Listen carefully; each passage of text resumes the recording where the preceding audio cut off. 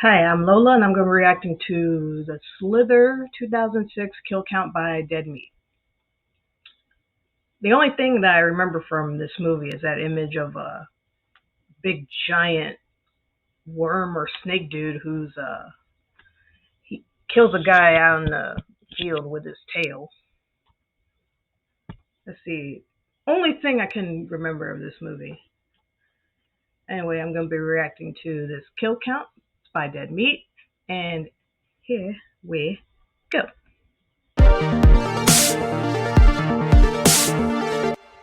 Welcome to the Kill Count, where we tally up the victims in all our favorite horror movies. I'm Zoran's slightly different Flannel Gavoyich, and today we're looking at a slightly different kind of killer worm movie with Slither, released in 2006. Slither is James Gunn's directorial debut, after having written several movies.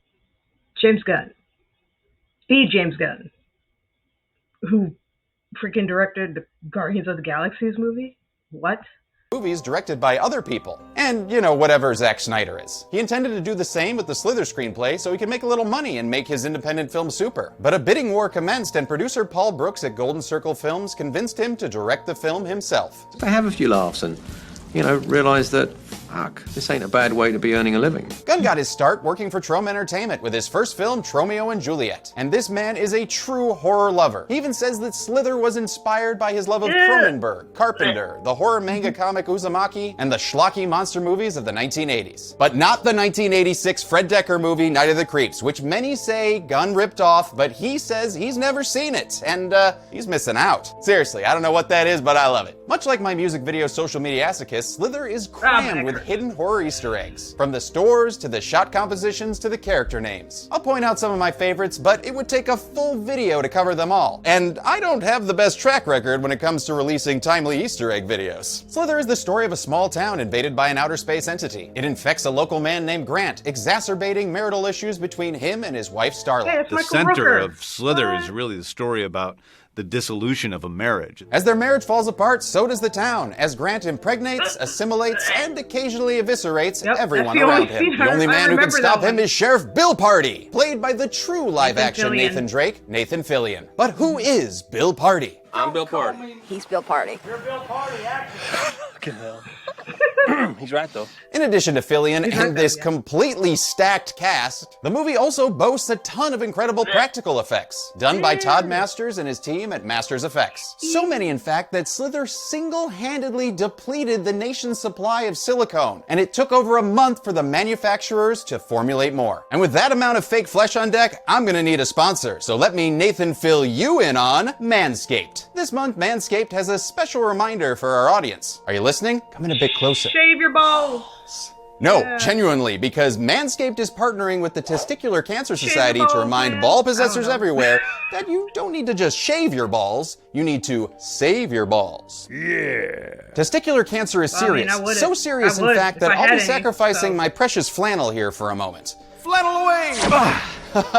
Well, that feels weird, but necessary, because every hour someone is diagnosed with testicular cancer, and for Jewel Jostlers age 15 to 35, it's the most common form. But with proper monthly at-home checks, you can make sure that your little buddies don't ever end up looking like this. It looks like something that fell off my dick during the war. And if you want an added reminder, you can pick up the Manscaped limited edition TCS Lawnmower 4.0. Or, you can just pick it up because it's purple, and that'll help you shave your purple mane. Purple mane. Oh God, it's on! Listen, I know that we're still selling you something here, but Manscaped is putting their money where their mouth is too, by donating $50,000 to the Testicular Cancer Society. And that's something that we can all go nuts for. You can learn more about testicular cancer and get 20% off Manscaped by going to manscaped.com/TCS and using promo code TCSDeadMeat. How many more people will be murdered by this Slytherin house? Let's find out and get to the kills.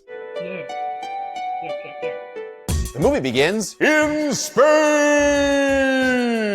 As a meteorite hurtles towards the town of Wheelsy, South Carolina. It quietly lands in the woods where Sam Raimi is frantically trying to find the Evil Dead set. No luck, but he does find a title card. Sound a little bit like a pirate when I say that. The next day, the town is filled with folks and Easter eggs as they prepare for the Deer Cheer Festival at Henenlotter's Saddle Lounge. And that's a reference to Frank Henenlotter, director of James A. Janice's favorite Basket Boy. Banana! Max Ren's store is a reference to James Woods' character in Videodrome. And there's also R.J. McCready's funeral home, named after Kurt Russell's character in The Thing, because, you know, he was pretty good at cremating bodies. That surname also belongs to Mayor Jack McCready, who gets his first name from Jack Burton in Big Trouble in Little China. And it seems like he's having some trouble of his own here. Get the fuck out of the way, cocksucker! Morning, Mayor. McCready is played by Greg Henry, a delightful character actor that's been in many other James Gunn films, and also one of the worst movies ever made, Ballistic, X vs. Sever. What a stupid name. Meanwhile, at the best-named school in the world, Starla Grant teaches kids how to make a goddamn plan! She's played by Elizabeth Banks, who we've seen as the Martha to a shitty little Superman in Brightburn. After class, she sneaks in a quick cameo from director James Gunn. Another movie directed by James Gunn. There he is. Before getting pulled away by her husband, Grant Grant. God damn it, I love that stupid name. Grant Grant is played by Michael Rooker, an incredible actor who we previously saw getting domed with a wrench in the Belko Experiment. Slither was the first time Gunn and Rooker worked together, and Gunn became a huge fan. I remember he came in and I bowed down to him. This is before I knew him, of course. So if you get to know him, he's definitely not worthy of bowing down to. This led to a real-life friendship and continued collaboration in Gunn's later projects. I'm Mary Poppins, y'all! And speaking of Guardians, Slither is the closest you're ever gonna get to an MCU movie on the kill count, since the worm parasites from Slither were featured in the Collector's Museum. But hey, what the fuck isn't in the MCU at this point? Grant and Starla have been married since she was 17, which is legal in South Carolina, but their love is faded, and she says she's not in the mood, sending Yondu and his blue balls to the local watering hole. He's approached by Brenda, the younger sister of one of his high school girlfriends, who's had a crush on him since she was young. You couldn't have been more than 10 or 11. Hell, that was game. Oh boy, let's get away from these jokes before Disney fires us, okay? A drunken woods walk reveals Brenda's tragic initials. BM! Like a piece of shit. Oh, shut up. And though fecal wordplay may be shitty foreplay, Brenda grants Grant a kiss. Grant stops things when he remembers he's married to Elizabeth freaking Banks, then follows a slime trail to a brain bug-like creature who's very happy to see him. This anatomically correct lemon dot is from that meteorite earlier, and it fills its super meter to perform an X-ray attack on Grant. Oh boy, taking over a human host sure can work up an appetite, but with no chocolate-covered pretzels in sight, Dr. Alien Grant heads back home for some meat. Ah, yes, specifically Brundle brand meat, referencing Jeff Goldblum's character Seth Brundle from, The Fly. The Fly. The next morning, Elizabeth Banks is sad more people didn't like her Charlie's Angels reboot, and decides to reboot her marriage with a pitch-perfect sexy dance set to Air Supply's You're Every Woman in the World to Me. The alien inside Grant experiences love for the first time ever, not only emotionally, but physically too, as Grant and Starla make a porno. The next day, Grant grabs some post-coitus meat and puts a lock on the basement door. What's this lock doing on the door? Oh, Starla, what is your obsession with my forbidden basement of mystery? Starla gives up her hotbox interrogation, and Marianne cranes her way into the shower with some really well-placed window fog. Grant and his tummy tentacles would love to reenact some scenes from La Blue Girl, but he doesn't want to get this video age-restricted, so he runs off with a flimsy excuse that leaves him sounding like an underpants gnome. I gotta go to work! Work all night, search for underpants, ho! That leaves Starla going to the Deer Cheer celebration unescorted, which is just fine with Sheriff Bill Party, who's basically been in love with her since they were teenagers. Surprised you're able to lift a mug and been carrying that torch for so long. That reminds me of something I want to tell you. Sam. Fuck you, fat ass. Bill tries to be more than just a Starla gazer and act on this certain unspoken thing between them. But he gets interrupted by a scene of Grant visiting Brenda. A fun countdown at Deer Cheer is intercut with the reveal of Grant's chesticles that he uses to impregnate Brenda. The tentacles were a combination of practical pieces by Masters Effects and digital tentacles created by visual effects supervisor John Godeski. They're combined in a seamless blend that the two teams worked very hard to achieve. If you're smart, and you can figure out how to key them together like that, you get something that people don't even know what they're looking at. That night, Starla comes home to find Grant looking a little worse for wear. It's just a bee sting. Yeah, it's just an allergic reaction. His doctor said so. You can call him yourself. I haven't seen your husband in over a year. Well, Grant's a liar, but his doctor ain't, and that doctor is voiced by Rob Zombie, who also cameos in a couple of Gunn's other movies. Oh yeah. First met Sarah. Also Guardians of the Galaxy too. God, marry her. Listen, if James Gunn likes working with you, you're gonna work. Starla's suspicions for her husband deepen when she's visited by Bill and Wally. They tell her Brenda's missing and they think Grant is involved. So give Bill a call if Grant comes home or, you know, they want to do another Firefly movie. They leave and our little Betty Brant wants to get to the bottom of this story. So she breaks into their basement to find a lot of nicely categorized dead animals. Grant has turned this basement into an Alpha-approved butcher shop. Phantom, look away! But where is Grant? Well, he's delivering a post-mortem mate's order to Brenda. Because just like him, she's hungry for that sweet, sweet Brundle meat. Ah, yes, hi, I'm Seth Brundle, owner of Brundle Farms, and if you're a scientist like me, then you're obsessed with improving upon nature's design. That's why our meat is a combination of all the animal food groups: chicken, beef, pork, and flies. Wait a minute. Not flies. Plus, our patented and completely infallible teleportation system will deliver your meat so fresh that you might have to kill it all over again.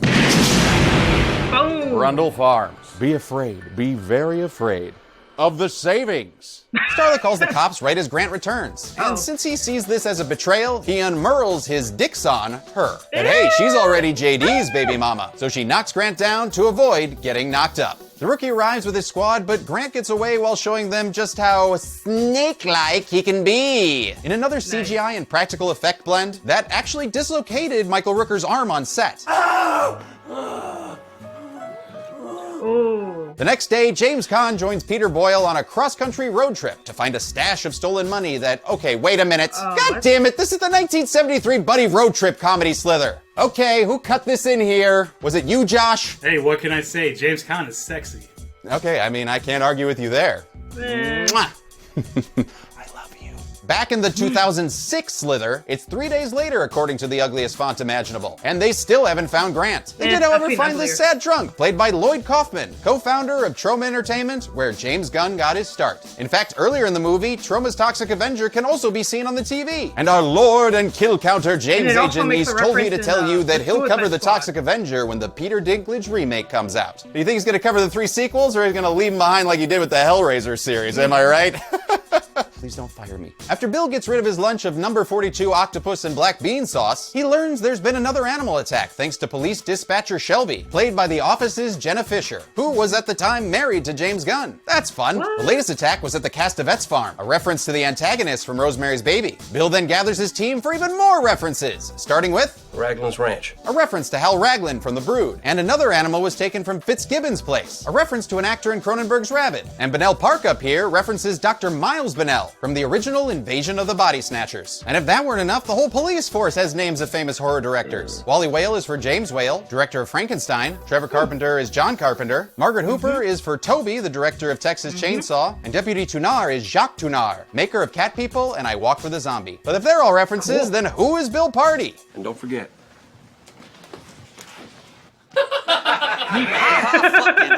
5 seconds go by before another reference hits us with the Predator theme. all right, boys. Nice. And they head to a stakeout with enough guns to take down a goddamn sexual Tyrannosaurus. Starla shows up after changing wigs and convinces Bill that these two guys need a girl to find her pizza face of a husband. Bill and his ODST troopers wait around till nightfall with not a Grant in sight. So Bill kills some time flirting with the disembodied head of Starla. Elizabeth Banks is a floating head in this shadow that still drives me crazy. But before she can say, Mechaleka hi, Mecha Heine, no I'm not interested, an amazing practical puppet of Grant's newest Pokemon evolution shows up, spurring a very race stance-like reaction from McCready. Can't tell if he's looking at Grant or Slimer. The on-set puppeteers in black suits are erased to give us a cow kill that looked much funnier when shot on its own.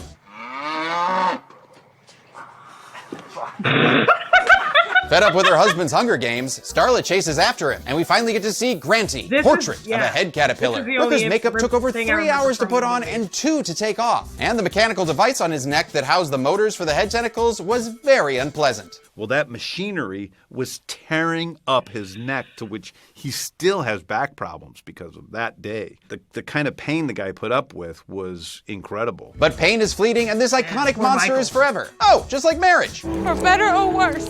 Much fucking worse. Starla's appeal to their matrimony falls on deaf tentacles, and instead Grant attacks this Charlie guy who threatens him. A tentacle whip, whoopah!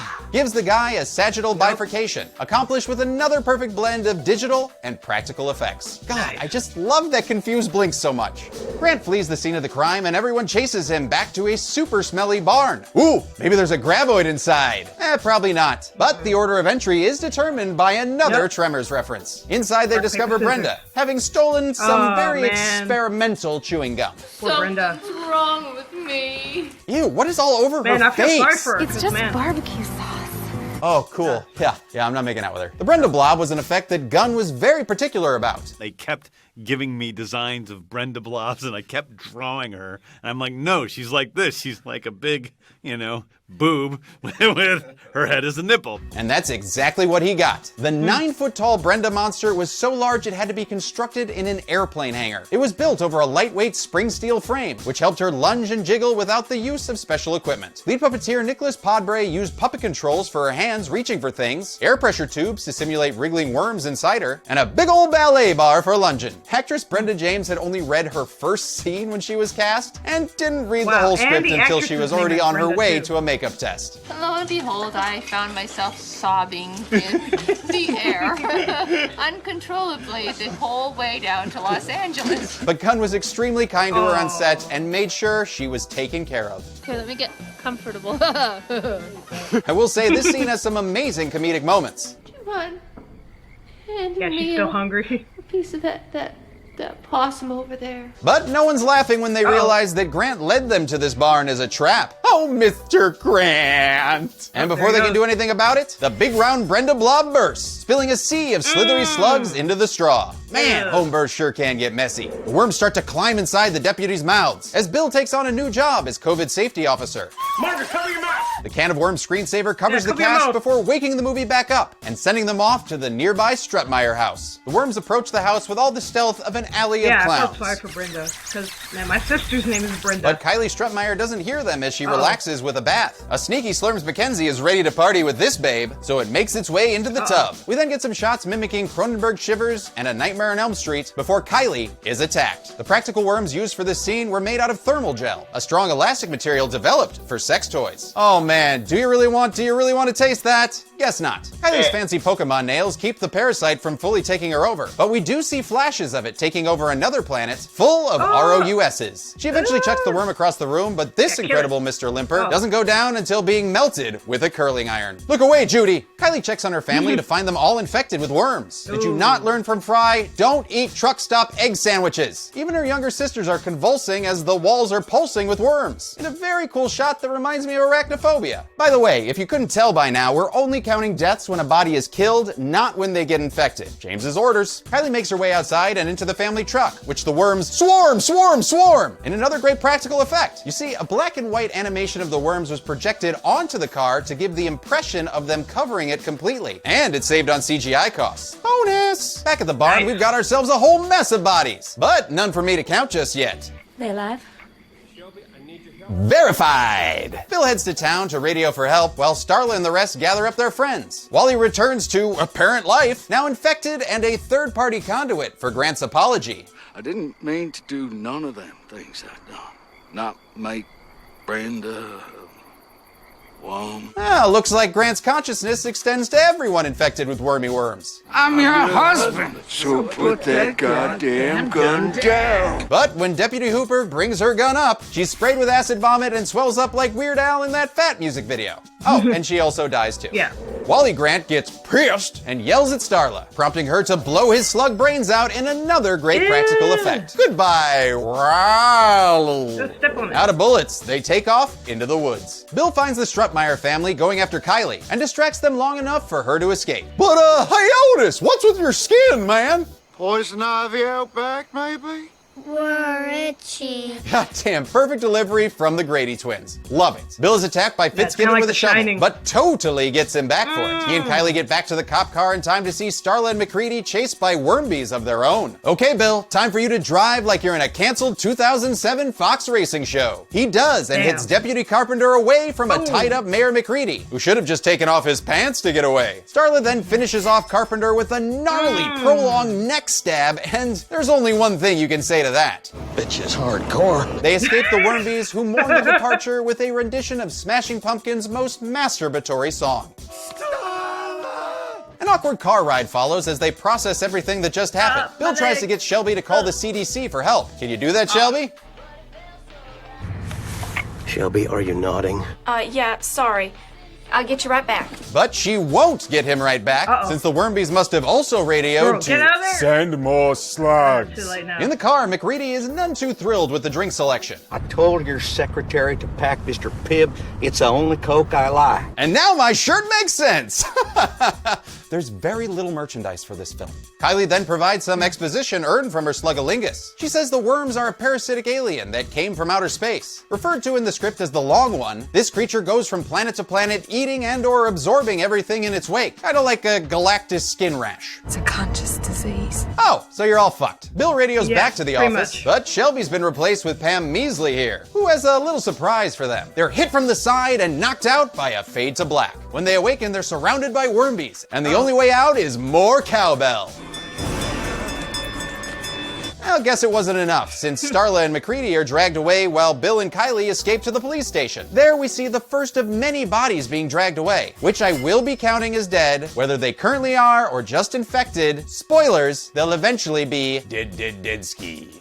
Bill heads into the station hoping for communication or gun salvation, but instead he finds my dear friend. This scene was originally supposed to be much bigger, but James Gunn hated the look of this Muppet deer. Yay! So Kylie quickly comes in to kill it and mount it on Ash Williams' cabin wall. Not finding his ace of spades, Bill equips an incendiary grenade for a little PvP with Grant, hoping that Grant's death will also kill the rest of his brood. He and Kylie make their way towards Grant's house and witness one townsperson getting pukakied, while some more are carried to Grant's. In the basement of the Grant house, McCready wakes up surrounded by a cannibal cruise line buffet. Look at those bellies!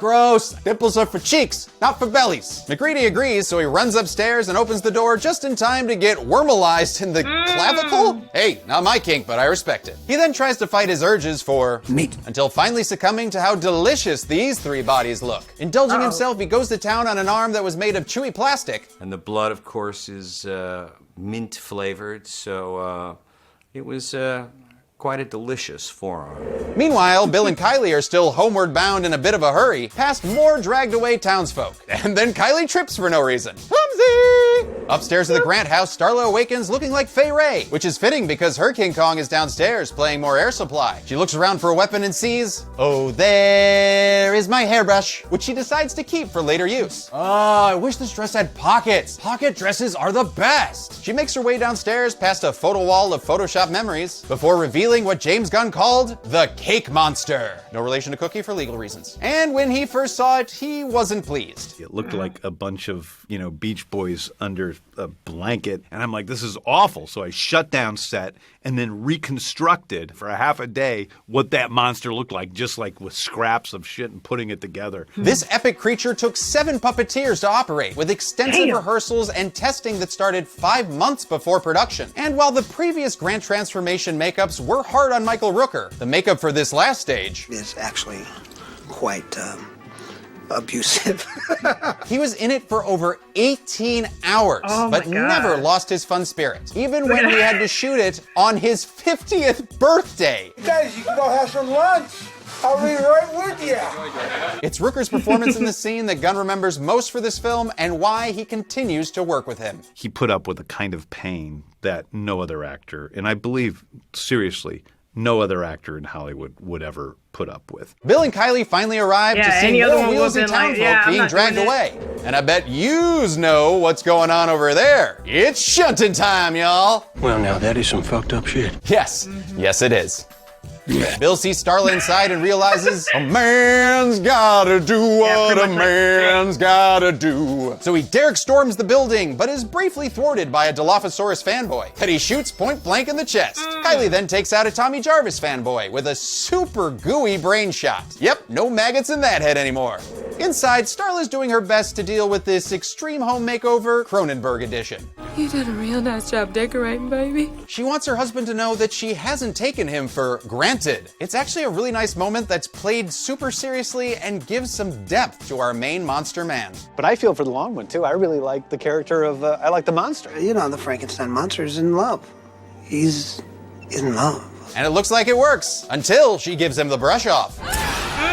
She lands a stab before getting cool whipped across the room. Bill and Kylie make it inside to find McCready looking like a slumber party zit girl. And this monstrous mayor has one request for his constituent. Kill me, party, please. Damn! Shot him like he was an unarmed operative. Classic Mal. He tries to take down the first evil with his grenade, but it doesn't go well. Oh. Shit. He looks for the grenade and Grant's body George gets screaming mad right as he finds it.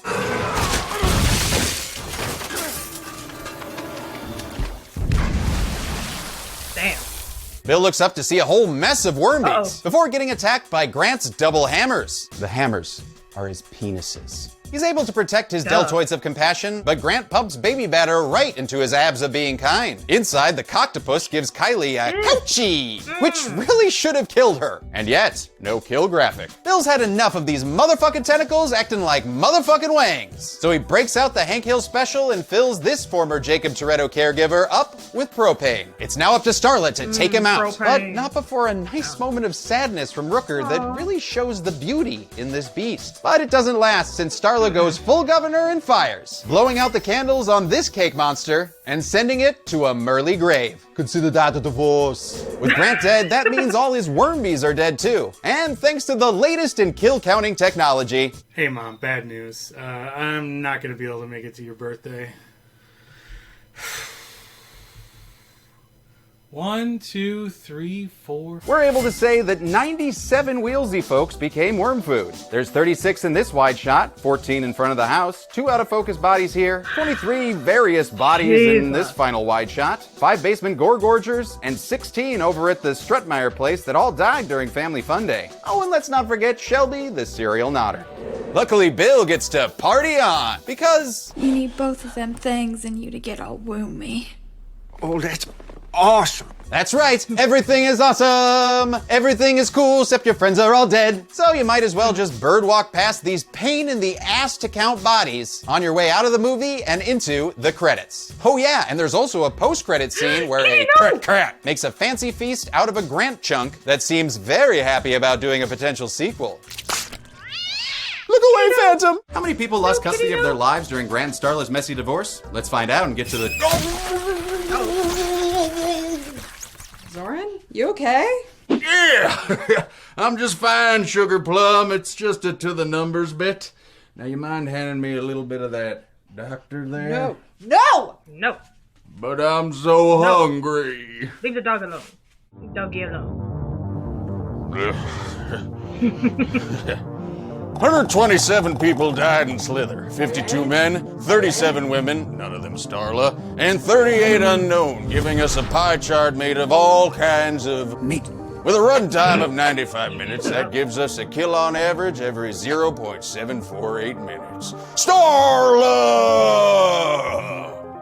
I'll give the golden chainsaw for coolest kill to Brenda. James Gunn fought hard to achieve this big boob with a head-face vision, and I fought very hard to make her into my worm womb. Bill Machete for lamest kill will go to all the dragged away bodies. They were annoying to keep track of, and if you tried dragging a body around, that'll give you more back problems than an 18-hour day in makeup. And that's it.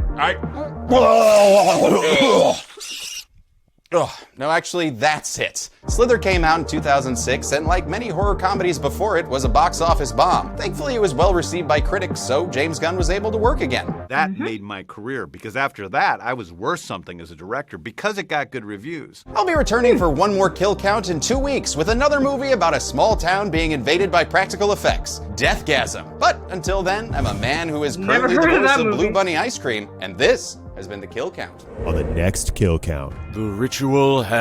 Yeah, I've seen that Blue Bunny commercial, and I was like, man, that Blue Bunny sounds familiar. Till finally I remembered, oh man, it's freaking Zoran. Like, what? The Zoran will be summoned for one final kill count, but what unholy, blood-soaked abomination will he be covering? Murder bonus? Toothed vagina. Deathgasm. Cool. What about I fucking said. A demon-filled heavy metal high school horror comedy epic from New Zealand. Filled with Condoms, Vaseline, jumper cables, and ammonium nitrate. No, it's actually filled with brutal heavy metal. Hell yeah. It's piss. Early Peter Jackson levels of blood and gore. Nudity balanced with church stuff. What part of church are they calling this bad boy, Brody? And badass catchphrases. Fuck yeah. Yeah, it's like this. Fuck yeah. So get that dice out of your nose. It's actually a die. Dice is the plural. And watch. Then on Friday, June 3rd, crank things up to My birthday! 666 with the kill count. That's my birthday! Only on Maggot spin. No, dead meat. Come on. Yes. Good spot for it. Deathgasm can currently be watched on the pictured streaming platforms. Demi always recommends you watch the movie for yourself before its kill count. It's the only way to have your own properly informed opinion. Kill counts are never meant to replace the experience of watching a film. Thanks for watching! I didn't think that I'd be doing another kill count, but here we are. More killer worms, and honestly, this movie's just so good. And Slither doesn't have any merchandise, as I mentioned, and so the stuff back here was made by my friend Gina DeVivo, who, again, was in Social Mediascus 2 as the Maniac Pixie Dream Girl. She made this out of tin foil and hot glue. She's so good at making the things. So yeah, go watch Deathgasm. It really needs your support. It's a wonderful movie, and until we get to that kill count, I'm just gonna be here with my DVD of James Caan's Slither. I'm gonna let him do the final line. Be good people. Man, that was a really good kill count. It was funny. It was sometimes gross. It was very informative. That's pretty cool.